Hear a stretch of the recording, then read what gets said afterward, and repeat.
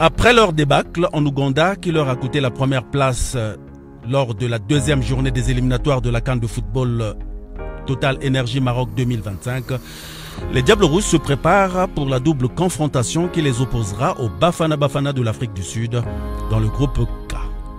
Mais à quelques jours seulement de cette échéance sportive majeure, la Fédération congolaise de football FECOFOOT, qui est l'organe technique du ministère en charge des sports, fait face depuis quelques jours à des querelles intestines. Le collectif des membres de l'Assemblée générale, dans sa session extraordinaire du 25 septembre écoulé, révoquait l'actuel comité exécutif pour mauvaise gestion, dit-elle.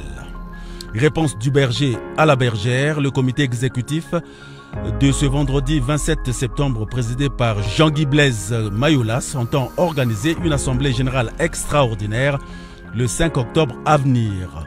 C'est donc dans ce contexte de confusion totale que notre équipe nationale se prépare pour ce match combien capital de la troisième journée contre l'Afrique du Sud.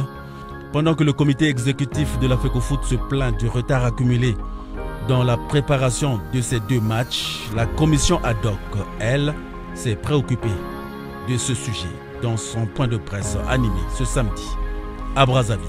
Nous sommes conscients tous de l'importance de ces matchs.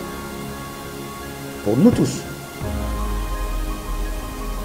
nous sommes conscients de ce que cela représente pour nous.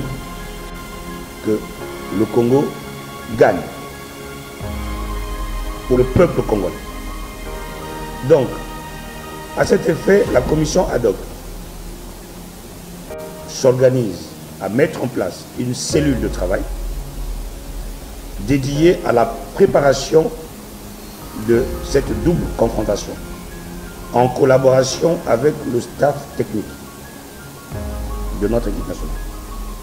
Nous voulons nous assurer par ce moyen que les joueurs disposeront des meilleures conditions pour se préparer, tant sur le plan logistique que sur le plan technique.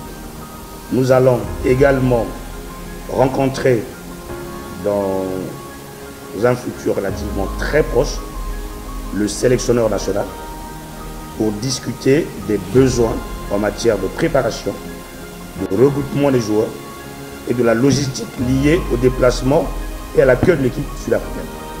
La préparation de la passation de service annoncée pour le 5 octobre prochain, la rencontre avec les organes juridictionnels de la FECOFOOT et le lancement de l'appel d'offres relatif à l'audit organisationnel et financier recommandé par l'Assemblée générale extraordinaire du 25 septembre dernier ont été également les sujets abordés.